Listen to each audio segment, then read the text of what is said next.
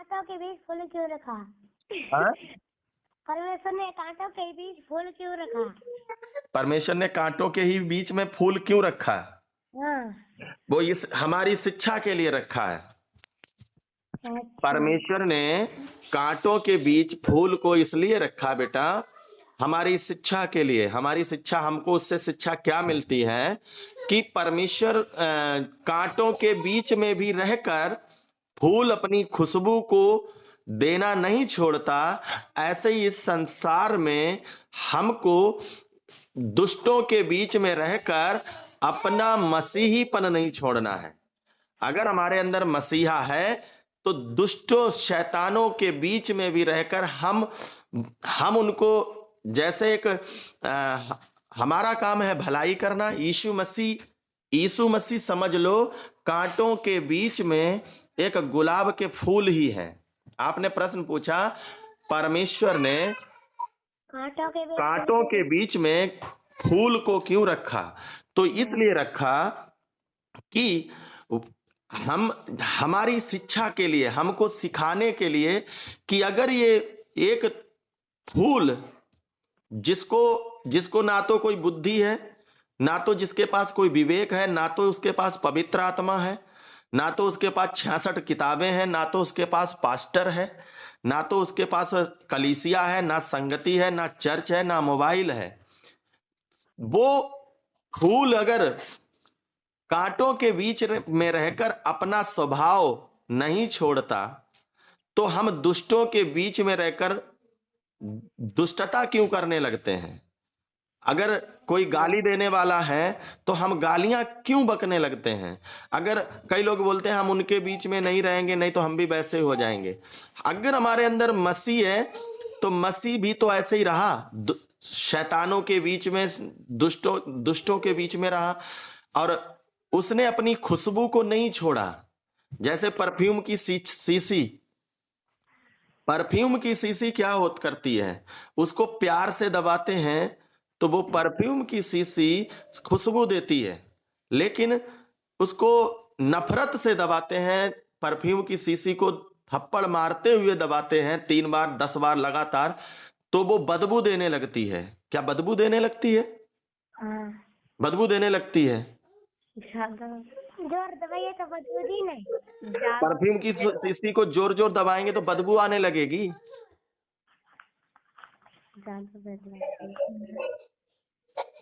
Perfume की शीशी को दो जोर जोर गुस्से में दबाएंगे तो अभी पहले 1 बार दबाया तो खुशबू दिया, लेकिन जोर जोर दबाया 6-7 बार थप्पड़ मारते हुए तो क्या बदबू मारेगी?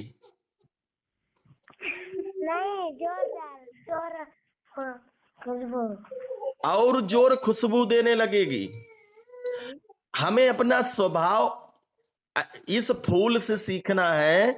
ये कांटों के बीच रहकर खुशबू देता है और कांटों के बीच, इसका एक साइंटिफिक भी, वैज्ञानिक भी कारण है। परमात्मा ने गुलाब के फूल को कांटे के बीच में इसलिए रखा, जब इसमें कांटे छेदते हैं ना तो पानी निकलता है, हवा लगती है तो कांटे छीदेंगे तो पानी निकलेगा। पानी से क्या उसके अंदर से जो गुलाब वो निकलता है ना रस, उसमें से वो रस छोड़ता है और उसमें से खुशबू उड़ती है लोगों के लिए। ये परमात्मा ने सब हमारी हमारी ध्यान रखते हुए हमारे लिए बनाया है। ऐसे ही हमें भी इस संसार में रहते हुए क्या करना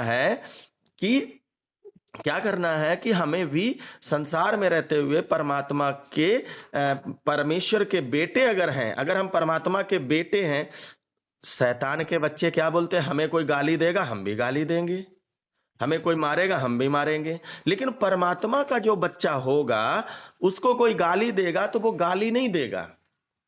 भैया सौरभ जी बोलते करे काट करे तुम्हारे अंदर शैतान है।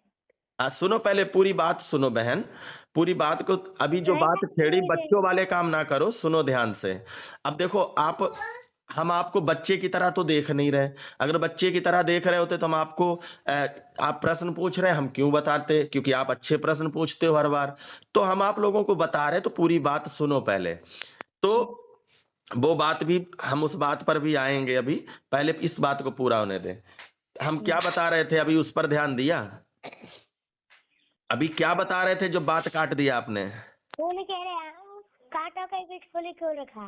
हाँ, वो तो बात सही है, लेकिन अभी बता क्या रहे थे, कहाँ पर थे, भूल गए? हम बता रहे थे कि शैतान के बच्चे जो होते हैं, वो कहते हैं हम परमात्मा हमारे अंदर है, लेकिन दाढ़ी रखने से कोई मुल्ला नहीं हो जाता, डॉक्टर लगा लेने से कोई डॉक्टर रिकॉर्डिंग कर रहे थे, डॉक्टर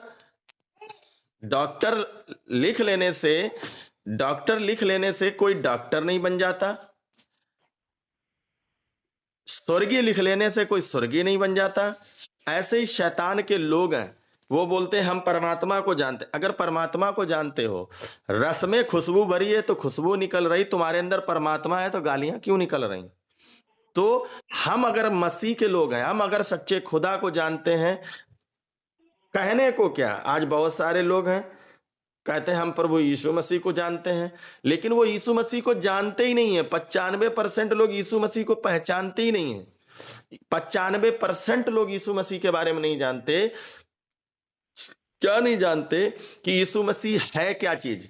95%, क्योंकि सही सेवकों के साथ जुड़ते नहीं, सही वचन को सीखते नहीं, खुद बाइबल पढ़ते नहीं।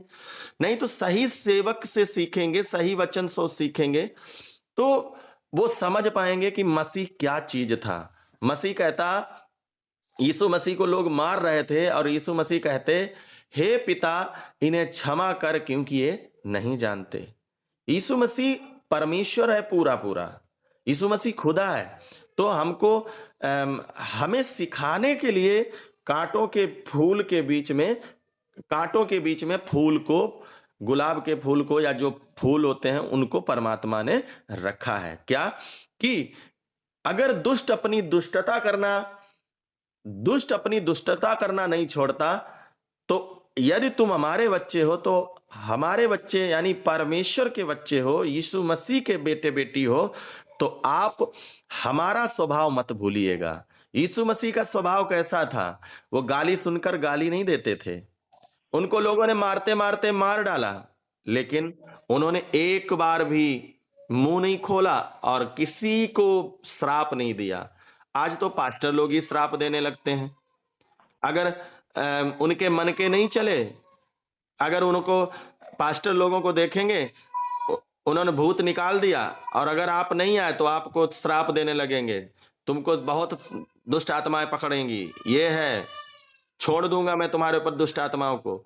डराते हैं, धर्मकाते हैं। प्रभु का वचन क्या बताता है? हे भाइयों, एक ही मुंह से गाली और एक ही मुंह से धन्यवाद नहीं निकलना चाहिए। इसी मुंह से हम परमात्मा को धन्यवाद देते हैं, इसी मुंह से हम गालियां निकालते हैं, इसी मुंह से हम परमात्मा की जय जयकार करते हैं, इसी मुंह से हम लड़कों से, कुमारी हैं बहनें फिर भी लड़कों से बात करती हैं और गंदे गंदे टिकटॉक और गंदे गंदे चीजें बनाती हैं।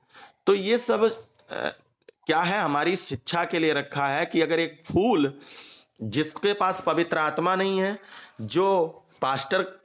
जिसके पास पास्टर नहीं है, जिसके पास पवित्र आत्मा नहीं है, जिसके पास बाइबल नहीं, वो अपना काम ईमानदारी से कर रहा, वो अपना खुशबू ईमानदारी से फैला रहा, तो हम मसीह लोगों को कितना ज्यादा फूल खुशबू फैलानी चाहिए, हमें मसीह की सुगंध फैलानी चाहिए। तो इसी के लिए बहुत गहराई से, बहुत परमेश्वर को अद्भुत तरीके से जानने के लिए और बहुत ज्यादा सीखने के लिए पर डे क्या करना है? क्लास करनी, जो कि क्लास 7:30 बजे शाम को इस नंबर 88 40 74 61 94 पर होती है। जो कोई भी रिकॉर्डिंग सुनता है वो इसी नंबर पर क्या कर सकता है? मुझे कॉल कर सकता है, 88 40 74 61 94। ठीक है, कोई भी प्रश्न हो, जैसे इस भाई ने, इस बहन ने पूछा, ऐसे ही वो प्रश्न भी हमसे पूछ सकते हैं, दुआ प्रार्थना करा सकते हैं। नंबर को रख लें सेव करके और दुआ प्रार्थना भी करा लिया करें। हाँ भैया